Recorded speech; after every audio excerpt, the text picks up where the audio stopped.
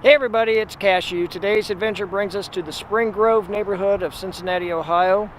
We're at the Spring Grove Cemetery and Arboretum. It's a huge cemetery, 733 acres to be exact. So we're just going to go do the basic tour, and later on down the road we'll do some specific tours I want to take you on.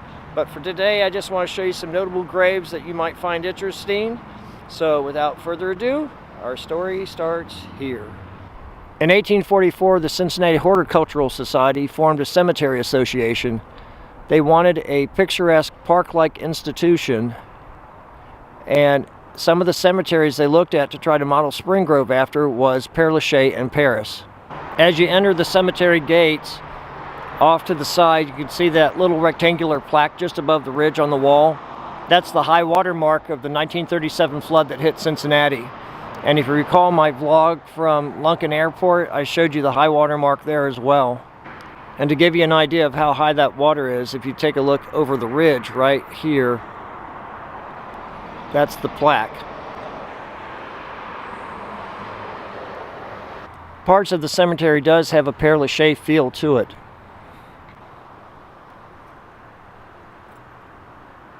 This cemetery was so popular in the 1800s that on the weekends, if you wanted to enter here, you had to have a ticket that proved that you had relatives buried here. This is a railroad overpass they had that was built during the 1800s.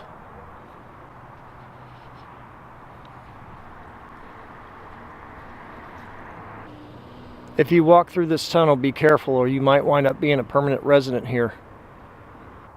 This is the Civil War section of the cemetery. There were over 1,000 graves here, mostly Union soldiers. The markers are not government markers, as they would have been upright and obtrusive, according to landscape gardener Adolf Strauch. That's why Spring Grove did not become a national cemetery. Adolf Strauch also designed Forest Lawn Cemetery in New York and Graceland Cemetery in Chicago. This cannon came from a West Point foundry. I'm not sure if you pronounce his last name Garrett or Jared, but this is the mausoleum of Stephen Jared, and he was an inventor who hybridized the Alberta peach and the honeydew melon. Known as the produce king, he invented the first refrigerated truck. The 4 sculptures you see here were created in Italy and brought to Cincinnati and represent the 4 seasons. I'm not sure if you can make out the lion heads at the top, but those are meant to ward off evil spirits. Now this is Art Deco. This is the mausoleum of Merchant King Joseph Thomas Carew, and if you ever come to Cincinnati and you see Carew Tower, this is the man it was named after. This is the mausoleum of William Groesbeck. He was a congressman and lawyer for Andrew Johnson at his impeachment hearing. You can understand why this is known as a landscape cemetery. This is Cypress Lake, one of 15 lakes at Spring Grove Cemetery. I don't know why I get a chuckle out of this, but if you have gallows humor like me, here are the final resting places of Stearns and Foster. Yes, the Stearns and Foster of Stearns and Foster Mattress Company. And here they are, resting here.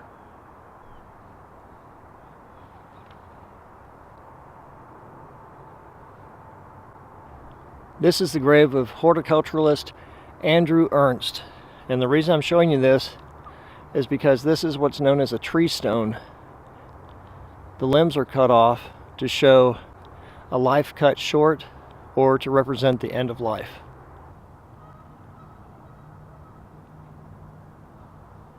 This is the mausoleum of Edmond Dexter, and as you can tell, he was a very rich man. He made his fortune in Kentucky bourbon, and he welcomed into his home such notables as Charles Dickens and the Prince of Wales.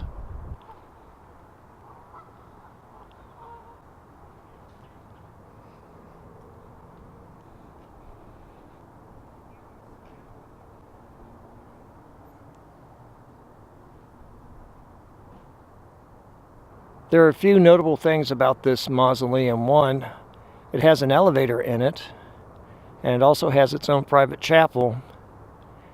And it's the only funerary monument in Ohio and possibly the U.S. that has flying buttresses. And here are the flying buttresses.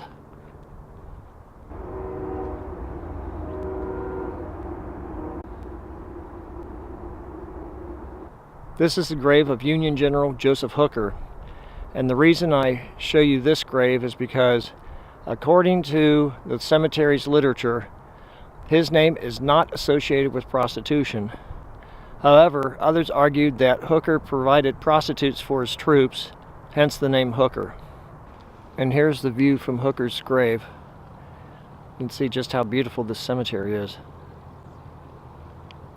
I wasn't going to include this in my vlog, but I wanted to show you inside this mausoleum. It's never had its doors open all the times I've been here. Check out the floors.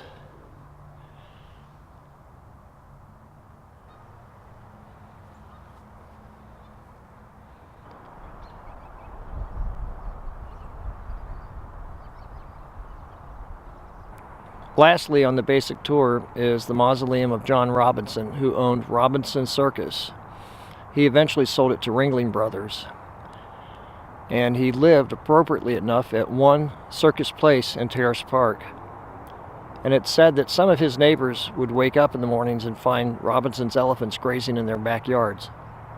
A member of the family, Eleanora Robinson Rose, was married to actor George Reeves of Superman TV fame. And speaking of George Reeves, there's a Spring Grove link to him as well here, and I'll hopefully show you that in a minute. According to one of the employees here at the cemetery, they were telling me that Robinson was known for having a really bad temper, and one day he got mad at the horses and hit one of them in the face, and depending on which version you hear, he either knocked it off its feet or he killed it. And thereafter, the employees never harassed him for a raise. I think there's a lot of flannel in that story. I don't know if it's true or not, but it makes for a good story nonetheless. You can't see too much, but this is the inside of Robinson's mausoleum.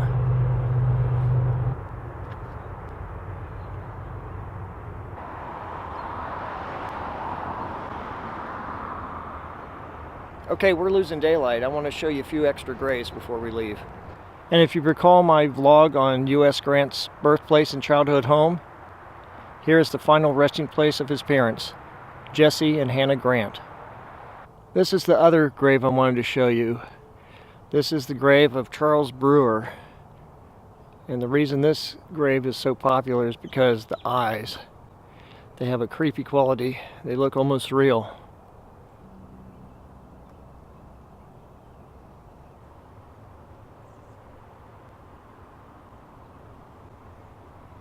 And this is the grave of Sergeant Kimberly Walker.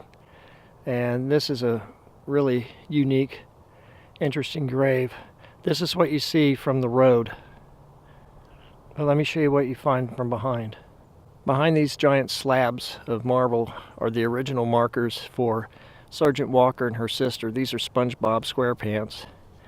And originally they were told they could have these markers here, and then I'm not sure the details, but the cemetery said they couldn't. And I guess after some discussions, the family is now allowed to have them here. I guess these slabs have to block the SpongeBobs from the road.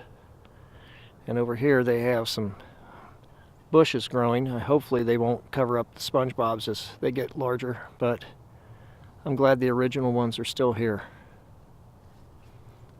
This is a pretty cool monument. I had not planned on showing you this, but on the way to the SpongeBob grave I saw this and had to share it with you. This is the family plot of a Navy captain who served in World War II, Korea, and Vietnam. And he must have served on a submarine because you can see the top of the submarine coming out of the water, and they've included etching on the side of waves. The last notable person I want to tell you about is not buried here, but he was here for a short time, and that's actor George Reeves. He played Superman in the 1950s TV series. When he died back in 1959, funeral services were held in California, and he was actually entombed there for a while, but his mother did not believe it was a suicide. So she had his body brought back here to Cincinnati, had an autopsy done at Cincinnati General Hospital. And while the whole situation was being reinvestigated, she had his body kept here and wanted to have him kept in a family plot, but there was not room. So he was taken back to California, cremated, where he is now in a cemetery in Altadena, California. Well, that's the end of our adventure. I hope you enjoyed it. If you did, give it a thumbs up. And if you don't subscribe already, please click the subscribe button down below and be sure to ring the bell icon. It'll notify you when I have new videos. Until next time, this is Cashew signing off.